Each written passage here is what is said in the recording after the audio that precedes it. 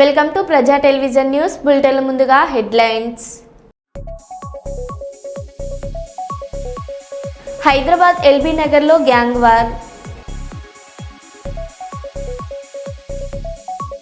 శ్రీశైలం జలాశయానికి కొనసాగుతున్న వరద నీరు. శ్రీశైలం డ్యాం 4 గేట్లు ఎత్తిన అధికారులు. సాగునీటి ప్రాజెక్టుల పురోగతిపై సమీక్ష చేసిన ఎమ్మెల్యే ఆది శ్రీనివాస్. పార్లమెంటు సభ్యుల కోసం నూతనంగా నిర్మించిన నివాస గృహాలను ప్రధానమంత్రి నరేంద్ర మోదీ ఆవిష్కరించారు.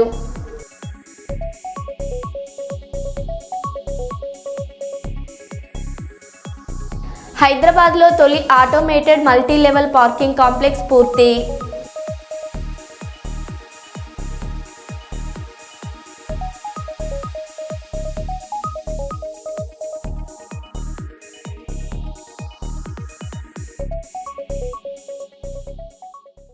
ఇక వివరాల్లోకి వెళ్తే, మంచిర్యాల జిల్లా రేషన్ డీలర్లకు పెరిగిన కమిషన్తో పాటు జూలైలో పంపిణీ చేసిన 3 నెలల రేషన్ బియ్యానికి సంబంధించిన కమిషన్ను వెంటనే చెల్లించాలని జిల్లా అధ్యక్షులు మెటుపొల్కుల సత్తయ్య సోమవారం ప్రభుత్వాన్ని డిమాండ్ చేశారు. లక్షెట్టిపేటలో జరిగిన సమావేశంలో ఆయన మాట్లాడుతూ హమాలీ రూమ్ కిరాయిలు కూడా చెల్లించలేదని, డీలర్ల సమస్యలను ప్రభుత్వం వెంటనే పరిష్కరించాలని కోరారు.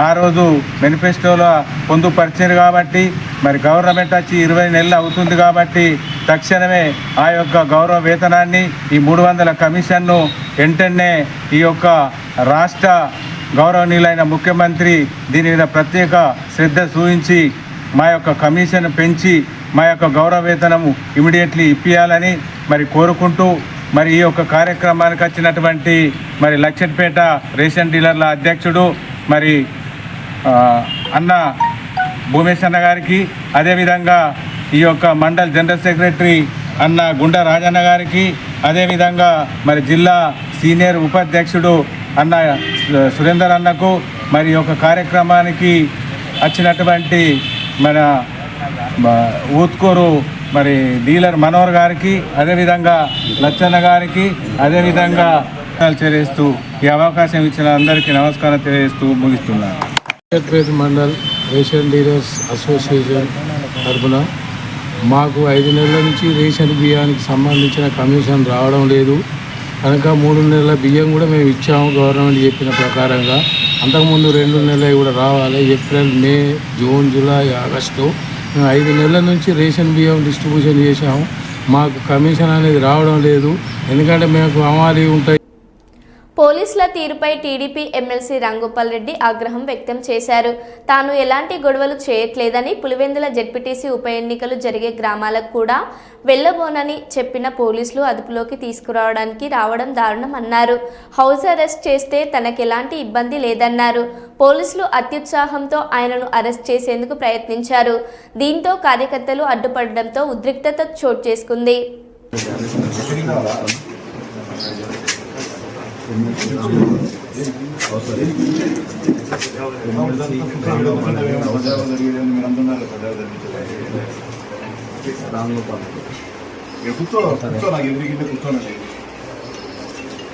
గొడవలు చేస్తే ప్రవీణ్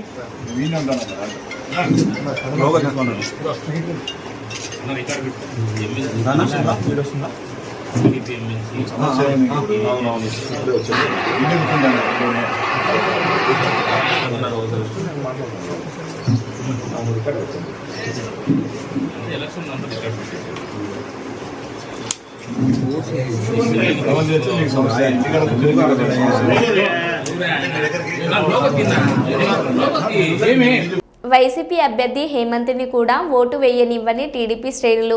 హేమంత్ రెడ్డిని బూత్ దగ్గరకు కూడా వెళ్లనివ్వకుండా ఇంటి చుట్టూ కాపలా. ఎస్పీకి కాల్ చేసినా కనిపించని ఫలితం. హేమంత్ గన్మెన్ ను ఉన్న ఫలంగా మార్చేసిన అధికారులు. నా ఇంటికాడికి వచ్చా అంటే ఏజెంట్లను 8 నుంచి 10 కార్లలో తరుముకుంటూ వచ్చినారు. వాళ్ళను నా ఇంటి ముందరికి వచ్చి బండ్లలో బైకులలో వచ్చి కట్టెలు తీసి తిప్పి, మీరు ఏజెంట్లలో కూర్చుంటే మీ కాళ్ళు చేతులు ఇంచుతాం, మీరు దాంట్లో ఆలోచన చేయాల్సిన పనిలే, మీ పని మీరు మర్యాదగా మీ ఇళ్లలో కూర్చున్నారా లేదా అని. ఎవడున్నా నాకు అర్థం కావడంలే. ఊరు లోపల మా ఉండేది 1200 ఓట్లు, మా పంచాయతీ మొత్తం 3 ఊర్లు కలిపి 1200 ఓట్లు. 1200 ఓట్లకు గాను 900 మంది మంత్రులు దించుకున్నారు. ఇది ఏమన్నా ప్రజాస్వామ్యమా? పోలీస్ వ్యవస్థ ఏం చేస్తాంది నాకు అర్థం కావడంలే. ఎలక్షన్ కమిషన్ ఏం చేస్తాంది?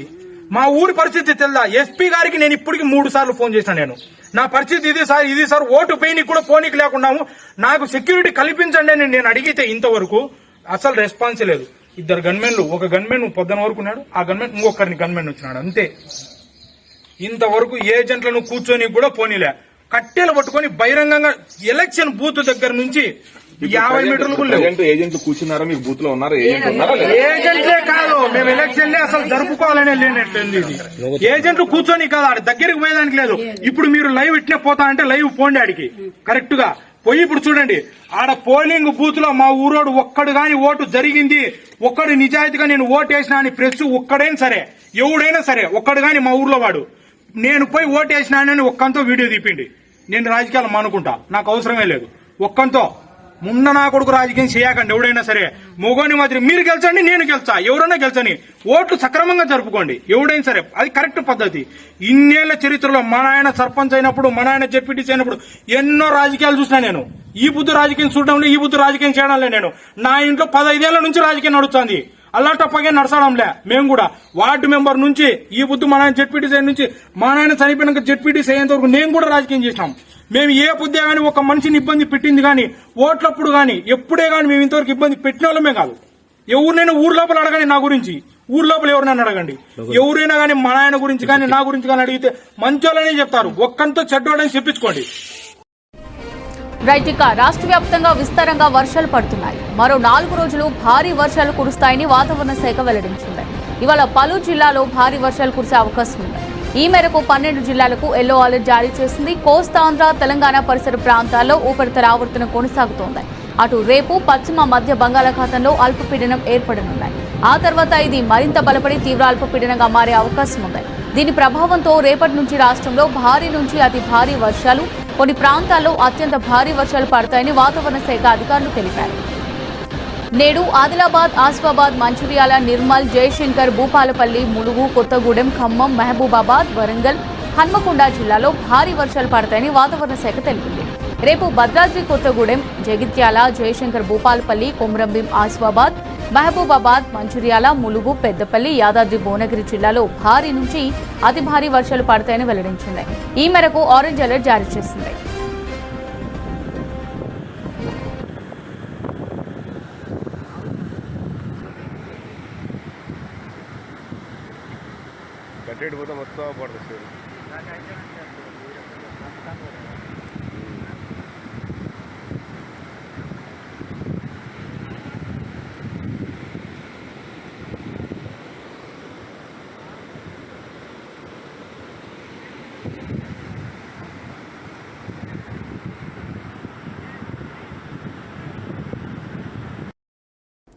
జమ్మూ కాశ్మీర్ రియాసీలో సోమవారం సాయంత్రం జరిగిన బస్సు ప్రమాదంలో 26 మంది ప్రయాణికులు గాయపడ్డారు. బస్సును అధిక వేగంతో నడపడం వల్ల అదుపు తప్పి రహదారి పక్కనున్న చెట్టును ఢీకొట్టినట్లు ఎస్పీ పరమవీర్ సింగ్ తెలిపారు. ఈ ప్రమాదానికి కారణమైన డ్రైవర్ను పోలీసులు అదుపులోకి తీసుకొని కేసు దర్యాప్తు చేస్తున్నారు. క్షతగాత్రులను ఆసుపత్రికి తరలించి చికిత్స అందజేస్తున్నట్లు అధికారులు తెలిపారు.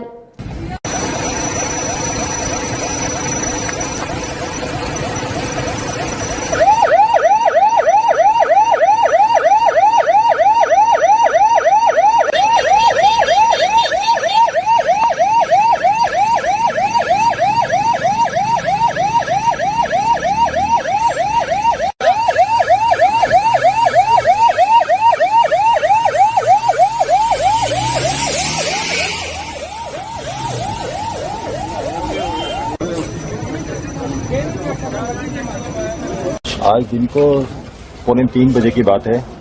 एक बस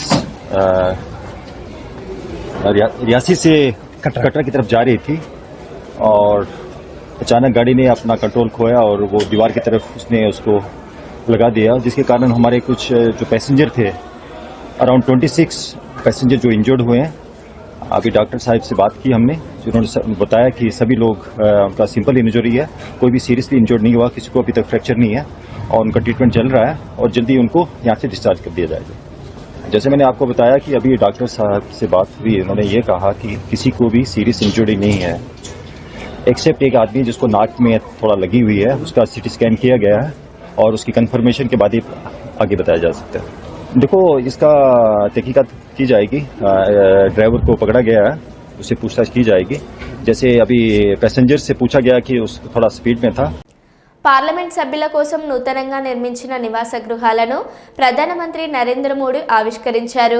ఢిల్లీలోని బాబా కరక్ సింగ్ మార్గ్లో నిర్మించిన 184 బహుళ అంతస్తుల భవనాలను ప్రారంభించారు.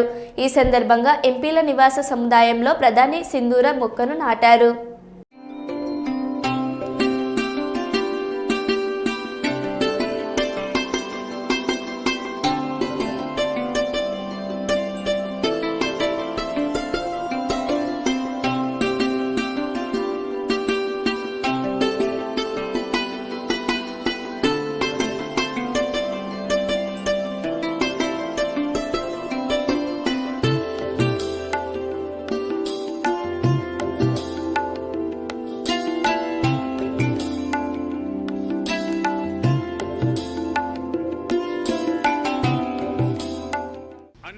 मंत्रालय जिन किराए की बिल्डिंग में चल रहे थे, उनका किराया ही करीब 1,500 करोड़ रुपए साल भर होता था।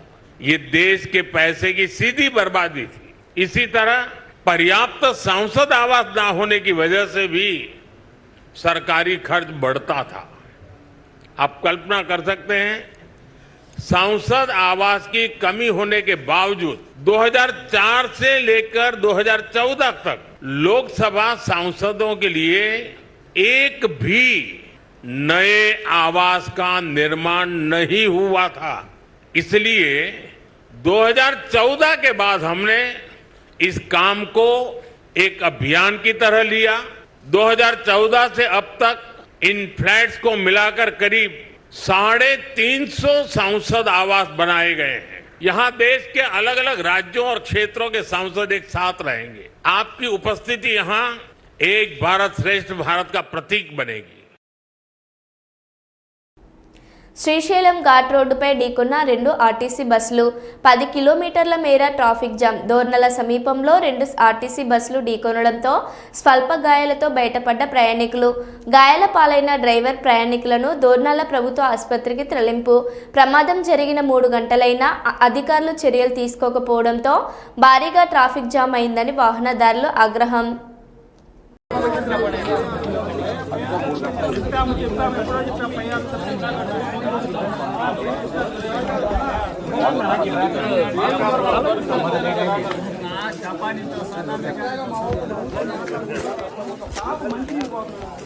ఎంత దూరం వచ్చిన ఒక మాట ఆవిడ దగ్గర కిందకి మాట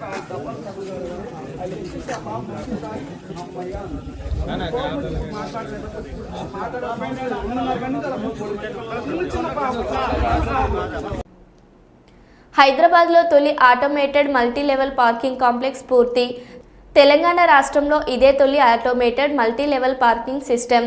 స్మార్ట్ సిటీ ప్రాజెక్టులో భాగంగా ఇప్పటికే విశాఖలో automated multi level parking system పనులు పూర్తి అయిన సంగతి తెలిసిందే.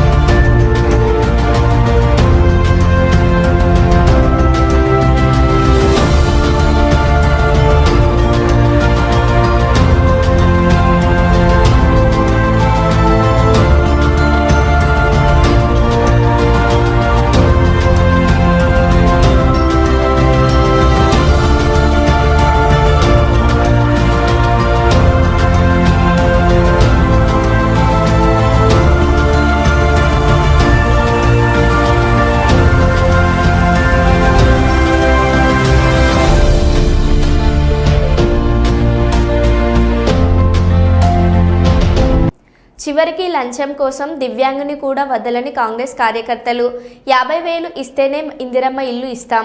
ఆదిలాబాద్ జిల్లా ఇంద్రవెల్లి మండలానికి చెందిన దివ్యాంగులకు ఇల్లు ఇవ్వడానికి 50,000 డిమాండ్ చేస్తున్న కాంగ్రెస్ నాయకులు తాము దివ్యాంగులమని పూట గడవడమే కష్టంగా ఉంటే డబ్బులు ఎలా ఇవ్వాలని ఆవేదన. కలెక్టర్ను కలిసి వినతి పత్రం ఇచ్చి తమకు న్యాయం చేయమని వేడుకున్న దివ్యాంగులు. 3 साल होगा मेरा 18 साल का बच्चा मर गया. मेरे को रहने को जगह नहीं है, जगह है मगर मेरे को मकान नहीं है. और ये इंदिरा इल्लू वाले उनको मकान दो बोले तो बोले कि हमको 50,000 दो, जब हम तुमको मकान दे तो बोल रहे हैं. और ये प्रशांत बामने है साहब, उनका 100% हिसाब ले तो है, उनको मकान नहीं है. और तीसरी बात साहब, जो रमाकांत नंदे है सतवाजी बड़ा, उनका हिसाब ले तो 40% है. खेती नहीं है, कुछ भी नहीं, तो उनको भी उनको मकान नहीं दे रहे. तो मेहरबानी करके हमको मकान दिलाओ साहब. 50,000 कौन मांगे पहले वो बोलो. 50 वाले अपने इंदिरा कमेटी वाले हमको 50,000 मांगे. तो हम बोले कि हमारे पास पैसा ही है. बोले तो तुम 50,000 दिए तो इसी हम मकान देते, नहीं तो तुमको मकान देते नहीं देते बोल के हमको बोले साहब. और अच्छे वालों को मकान दिए और हमको हैंडीकैप वालों को इंदिरा मंडल में हमको मकान नहीं दिए. तो वो मेहरबानी करके हमको मकान देना साहब, इंदिरा हमको देना. రామగుండం మెడికల్ కళాశాల ప్రిన్సిపల్ని వెంటనే సస్పెండ్ చేయాలని డిమాండ్ చేస్తూ అఖిల భారత విద్యార్థి సమైక్య ఆధ్వర్యంలో సోమవారం మెడికల్ కళాశాల ఎదుట నిరసన వ్యక్తం చేశారు. ఈ సందర్భంగా ఏఐఎస్ఎఫ్ పెద్దపల్లి జిల్లా కార్యదర్శి రేణుకుంట్ల ప్రీతం మాట్లాడారు. రామగుండం మెడికల్ కళాశాల ప్రిన్సిపాల్ గారిని వెంటనే సస్పెండ్ చేయాలని చెప్పి అఖిల భారత విద్యార్థి సమైక్య ఏఐఎస్ఎఫ్ ఆధ్వర్యంలో కళాశాల ఎదుట నిరసన తెలియజేయడం జరుగుతూ ఉంది. విద్యాబుద్ధులు నేర్పాల్సినటువంటి ప్రిన్సిపాల్ గారే వారానికి 3 రోజులు హాజరవుతుంది, వారానికి 3 రోజులు గైహాజరవుతుంది. అసలు విద్యార్థులకు ఏం సందేశం ఇద్దామనుకుంటుందని చెప్పి ఈ సందర్భంగా సూటిగా ప్రశ్నిస్తూ ఉన్నాను. మన మెడికల్ కళాశాలలో ప్రొఫెసర్ల కొరత ఉన్నప్పటికీ దాన్ని ఏం పట్టించుకోకుండా నిమ్మకు నీరెత్తినట్టుగా వ్యవహరించడం జరుగుతూ ఉంది. ఈమె అసలుకు ఇక్కడ ఉన్నటువంటి ప్రిన్సిపాల్ గారు మన మెడికల్ కళాశాలకు ప్రిన్సిపాల్న దవాఖానా, మన ప్రభుత్వ దవాఖానా సూపరింటెండెంట్ అని చెప్పి నేను సూటిగా ప్రశ్నిస్తూ ఉన్నాను. ఇక్కడ ఉన్నటువంటి సమస్యలను పరిష్కరించమంటే ప్రభుత్వ దవాఖానాలో పోయి అక్కడ పెత్తనం చెలాయించడం జరుగుతూ ఉంది. అక్కడ ఉన్నటువంటి కొంతమంది దళిత సిబ్బందిని కూడా తొలగించడం జరుగుతూ ఉంది. అసలుకు ఈమె ఎక్కడ ఏం పని చేస్తుందని చెప్పి మేము అడుగుతూ ఉన్నాము. ప్రభుత్వం కూడా ఇలా వ్యవహరిస్తున్నటువంటి ప్రిన్సిపాల్పై చర్యలు తీసుకోవాలని అఖిల భారత విద్యార్థి సమైక్యగా మేము డిమాండ్ చేస్తూ ఉన్నాము. తెలంగాణ రాష్ట్రంలో మన రామగుండం మెడికల్ కళాశాలను చరిత్రలో నింపాల్సింది పోయి ఈమె నిమ్మకు నీరెత్తినట్టుగా వ్యవహరించడం జరుగుతూ ఉంది. కావున ఈ అడ్డదారులో పోయేటువంటి ప్రిన్సిపాల్పై వెంటనే చర్యలు తీసుకొని ఈమెను సస్పెండ్ చేయాలని చెప్పి అఖిల భారత విద్యార్థి సమైక్య ఏఎస్ఎఫ్ తరఫున డిమాండ్ చేస్తూ ఉన్నాము. లేని పక్షంలో పెద్ద ఎత్తున ఆందోళన కార్యక్రమాలు చేస్తామని కూడా హెచ్చరిస్తూ ఉన్నాము. అనుమతులు లేకుండా స్కూల్ నిర్వహిస్తున్న గ్లోబల్ స్కూల్ యాజమాన్యం గూడూరు మండల విద్యాధికారి సునీలమ్మ గ్లోబల్ స్కూల్ తనిఖీలో బయటపడ్డ నిర్వాహకం. అనుమతులు లేకుండా స్కూల్ నిర్వహిస్తే స్కూల్ సీజ్ చేస్తాం. ఎంఈఓ సునీల్ అమ్మ గూడూరు నగర పంచాయతీలోని పడమర బీసీ కాలనీలో నిర్వహిస్తున్న జీనియస్ గ్లోబల్ స్కూల్ 8వ తరగతి క్లాస్కు అనుమతి లేకుండా స్కూల్ యాజమాన్యం నిర్వహిస్తున్నారని గూడూరు మండల విద్యాధికారి సునీల్ అమ్మకు ఫిర్యాదులు రావడంతో సోమవారం విద్యాధికారి సునీలమ్మ ఆకస్మికంగా తనిఖీ చేశారు. ఈ తనిఖీలు దాదాపు 18 మంది విద్యార్థులు 8వ తరగతి చదువుతున్నారని, ఈ విద్యార్థులను 7వ తరగతి క్లాసులు కూర్చోబెట్టి విద్యను అభ్యసిస్తున్నారని తనిఖీలు బయటపడింది. అలాగే విద్యార్థుల దగ్గర అధిక ఫీజులు వసూలు చేసి 7వ తరగతి క్లాసులు కూర్చోబెట్టి 8వ తరగతి బోధనలు ఇస్తున్నారని, ఇలా విద్యార్థుల జీవితాలతో జీనియస్ గ్లోబల్ స్కూల్ యాజమాన్యం ఆడుకుంటుందని ఎంఈఓ హెచ్చరించారు.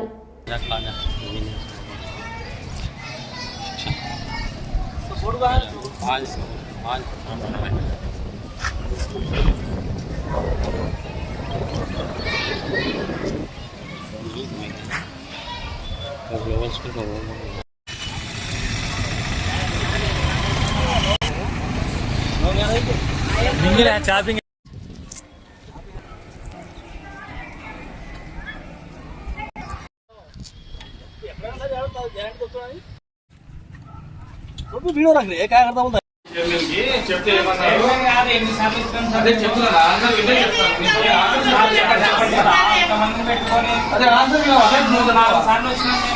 మేడం మీరు చెప్పిన రోజు దానికి నా ఆన్సర్ వినండి ఒకసారి. మీరు చెప్పినాక ఇంటికి పంపించేసిన 3 days పిల్లల్ని. ఆ తర్వాత చైర్మన్ ఏమన్నారు, రాజేంద్ర ప్రసాద్ గారు అంటే డిప్యూటీ డిఓ కూడా ఫైల్ ఉంది అని వాళ్ళు పిల్లలు లేదు సార్ అంటే వీళ్ళేదా చైర్మన్ లోపల స్టేట్మెంట్ ఇస్తున్నారు కదా, వద్దు సార్ అంటే వీళ్ళేదా. తర్వాత నేను చెప్పిన సార్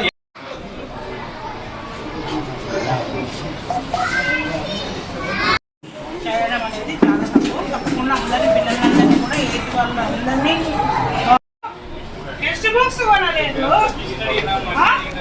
తర్వాత నోట్స్ లో ఏం రాయలేదు. డిప్యూటీ డిఓ కూడా ఫైల్ ఫార్వర్డ్ అయిపోయింది. మేడం చెప్పారు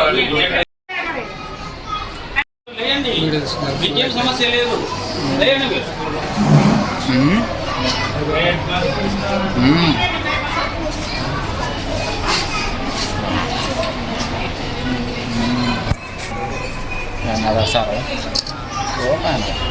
ప్రాసెస్ చేయించామండి.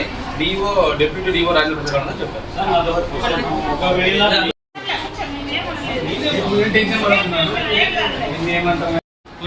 ఎంత బాగా ట్రైనింగ్ వాళ్ళు మేనేజ్మెంట్ వాళ్ళు ఇస్తున్నారు, మీరు ఎంత బాగా ఇస్తున్నారు. వేరే వాళ్ళు 7 क्लास की किताबें दिला तेरे बेटा 8 क्लास की दिला कुछ जुम लागा हां दरबार कौन सी किताबें दिला फोन करूं दरबार को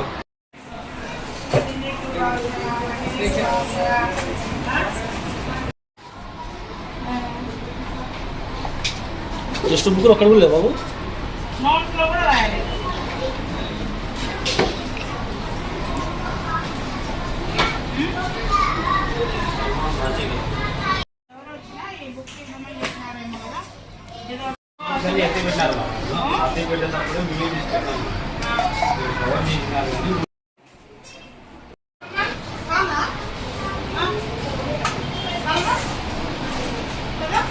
నేను పిలిచినా కదా సల్మాన్ రావు ఎవరు అని.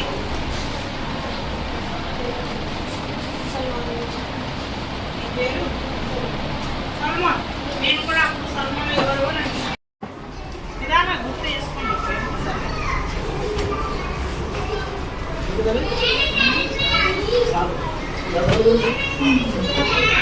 నిదానంగా గుర్తు చేసుకో. నేను రాజశేఖర్ అన్నప్పుడు లేలేదే నువ్వు. రాజశేఖర్ పేరు పిలిచినా కదా, మరి అప్పుడు ఎందుకు లేదు? ఎవరైనా ట్రైనింగ్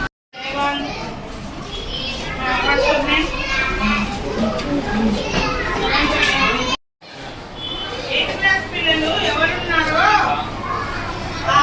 పూజగా ఎవరు పూజగా కుమార్ సంజయ్ కుమార్ లేదు ఉందా? ఉన్నారా? ఓకే హరిణి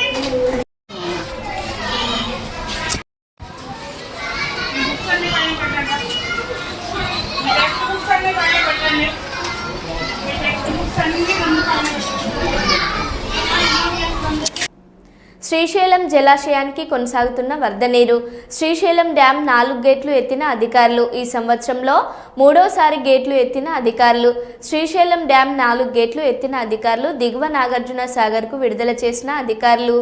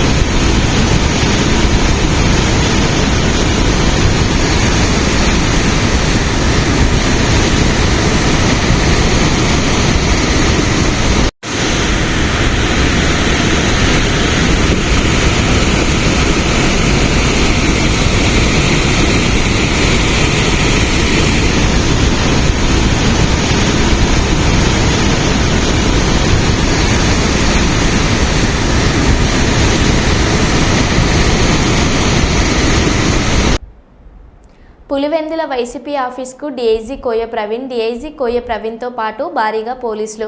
వైసీపీ కార్యకర్తలను పార్టీ ఆఫీస్ నుంచి ఖాళీ చేయాలని ఆదేశించిన పోలీసులు.